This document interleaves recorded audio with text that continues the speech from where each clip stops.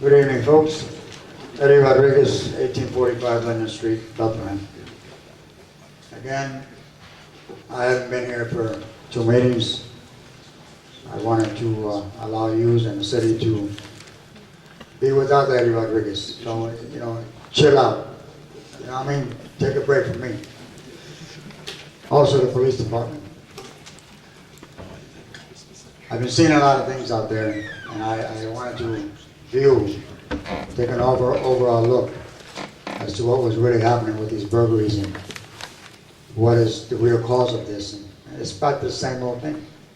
It's been everything that I've been saying here is I had to repeat myself repetitiously over and over again. The cameras are working, but are they in the right place? Just because you find one dispatcher, communications dispatcher, 911, whatever, that sees one thing, that's not enough. Come on, folks, we're fooling ourselves. Don't give credit to something that, in plain English, is just not working. Everybody's not going to be up and up on this. You need to keep the foot patrols. I was just talking to the gentleman out in the hallway, Officer Palmer, and he tells me something in reference to a foot patrol, and that's all good. That's what I've been asking for the longest time. You need to keep the police out there and on the streets continually without letting up. Don't let up. Once you let up, they'll take advantage of it. I'm talking about who's going to take advantage of it. Generally, it's going to be your drugs that are being brought into the city. The drug activity has been increasing. Do we know that? We all know that. It's just that we're afraid to say it. Because we're afraid of what may happen to each member of our families or our community or our friends. And do we want to stand up? Yes, we want to yell and get these people behind bars, but is that the right thing to do? Are we going to allow these people to take our neighborhoods? No, we're not. So what do we do about it? Exactly what I've been saying for 3 or 4 years. I told the administration one thing. You want to alert, you want to educate, you want to prevent things from happening. So how do you do that? Get the cameras out. Get more officers out there. You need them. You need the general public especially so they can communicate with these police officers. That's why you have the foot patrol. Not substations. Substations can help to a point, but you got to get those officers out of those substations. But what do you do about the addict? What do you do about the addict that needs to satisfy his cravings? What does that addict do in order to satisfy? Well, he's going to rob. We've been seeing a lot of robberies lately with convenience stores, banks, people being held up, people thrown into their basements, stealing, holdups. We've been seeing cars being robbed, Hondas, and so on and so forth, particularly, which seems to be a favorite car. You got to deal with these, the drug trafficking problem here in the city. You have a host fee that's coming into the city. Put the darn camera where it belongs. Pawnee in Dakota is a major drug activity area. 4th and Wyandotte, that's another one, in the 700 block of East 4th Street. East 3rd Street and Hill Street. Hobart and East 3rd Street. Come on, guys. Fortuna and Hobart.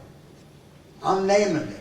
What is so hard about, Hill and East 4th Street? Yasco Park and Buchanan area, Lawford. It's all there. I've given 20 million license plates. What are we doing about this? Get the cameras activated where they're supposed to be. Don't renege on putting that camera at Pawnee in Dakota. I know that there's something going on there. I've been calling the shots on this for 4 years already. They're taking advantage of that. The whole entire neighborhood. And that barber shop over on Wyandotte Street. Look at the sincerity that I have, the confidence that I have that you people would do something about that with that host fee, put that dog on camera. Do not justify with that the money isn't there. The money is there. Put it up. let's just finally do something about these drugs. Thank you. Thank you, Steve. And Mr. Italics, Mr. Carroll.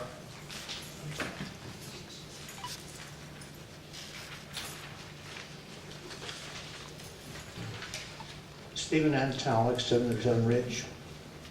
There's a magnificent building on East Fifth Street which housed originally the St. Joseph's Slovenian Parish. It is now suppressed. It is before the Congregation and Clergy of Rome for an appeal. If that's denied, it'll go to the signature. If that's denied, then it's over. It's an unusual building in the sense that it is also a Slovenian shrine.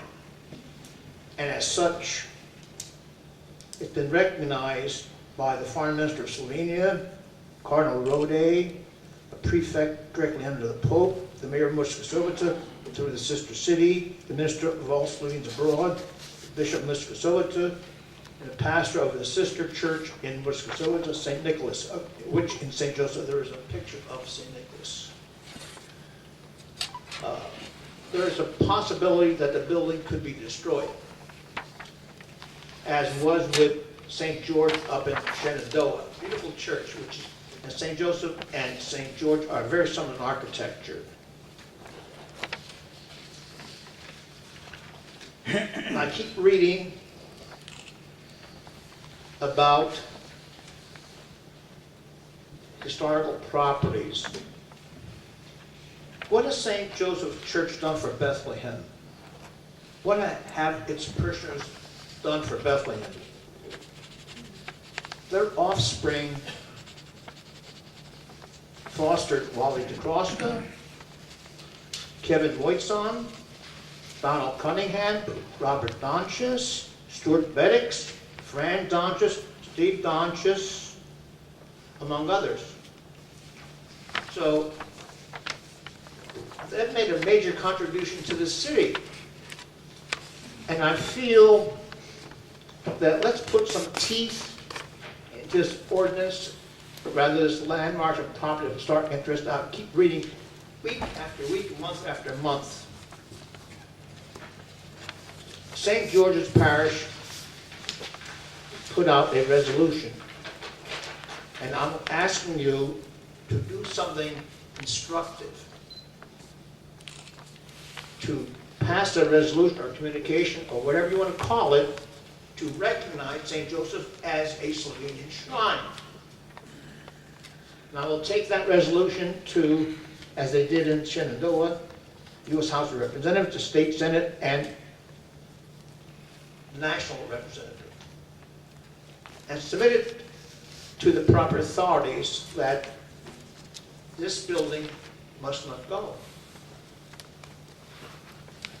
It's the only Slovenian church in the Diocese of Allentown. And as such, by nature of its beauty, it's a historic monument. So I will appeal to you, and also appeal to the mayor, that both entities write some formal document that I can take down the line to the various officials. Because the country of Slovenia is doing more for our church in Bethlehem than we are doing within the city. So the names I read off are the products of that church. So I will ask the President of Council, can you propose in resolution, ordinance, or communication to that fact? I'll answer when your time's up. Okay. I don't want to take away from your Okay. time. Yeah, okay. On another note, I'm very saddened. A gentleman appeared before this group some weeks back, and his attire didn't fit ours. He was very loud. But he was not disrespectful to anybody on council. And he's taken a lot of flack from this. A lot of flack. I'm going to go over 5 minutes and let me, but I'm not going to stop. Every policeman here take me out. But anyway, he fits it what we expect people to look like when they're here. Steve, thank you. Thank Now, you. let me say Steve, this. thank you. I'm sorry. Steve, I'm going to answer your question. I will, as the gentleman will President- not speak tonight because he's been intimidated by that. That He's gentleman been has the deprived right. of his First Amendment rights. That's sinful. Thank you. Thank you. In answer to your question before, if it's the consensus of council to have a resolution drafted, we'll do. If not, the chair certainly would consider writing a memorandum. Thank you. Any other public comment? No, I'm sorry, Tom. Yeah. Thank you. Good evening, everybody. Thomas Carroll, 248 East Union Boulevard, Bethlehem. Happy New Year, everybody. President Donches, I had a question for you. At the beginning of the meeting, I think you referred to possible resolution or legislation coming from council regarding oversight in terms of spending of money. Where exactly, what status are you at with that in terms of? The status is that we read it into the record. It will be on the Finance Committee, January Okay, thank you. I just wanted to make sure I At understood. 7 p.m. in the evening, public meeting. Thank you. I wanted to make sure I understood that correctly. I applaud that because as we sat here last fall and the administration came forward and said, we need $6 million to fix this building, and it's an emergency, we have to do this, and it's for this specific reason, that we're borrowing more money. Then we come to a point, it doesn't get spent, as you said in your statement earlier. It gets put into the general fund for general fund expenses. As a former prosecutor, I don't know how that isn't illegal, but I'll leave that to other authorities. I'm hoping that somebody at the U.S. Attorney's Office or the Attorney General's Office or somebody is investigating this, because how can this administration take $6 million, come to you, look you in the eye, and ask you to put your credibility on the line and say, yes, we'll approve that borrowing because we need to fix this building, and then not spend it, and then turn around, and you struggle mightily during your tax and budget issues to try to cut all sorts of areas to come up with money, and you couldn't come up with that $5 million, $6 million, even with all those cuts, so you had to raise taxes. So it wasn't 4 days into the new year before all of us property owners got a new property tax bill with an increase. And I've heard some people say, oh, it was only $50 or $60 a property, it's no big deal. But that's $60 or $50 a property for what was a bold-faced lie by the administration as to what they were doing with that money. And I applaud your efforts, and I thank you for that, and I hope that you will push that forward to whatever degree of oversight you can have. I know it's a strong mayor form of government, but this is vital. You can't have this administration standing here and borrowing millions of dollars at a time and not spending it for their specified purpose and then raising our taxes. Thank you. Thank you.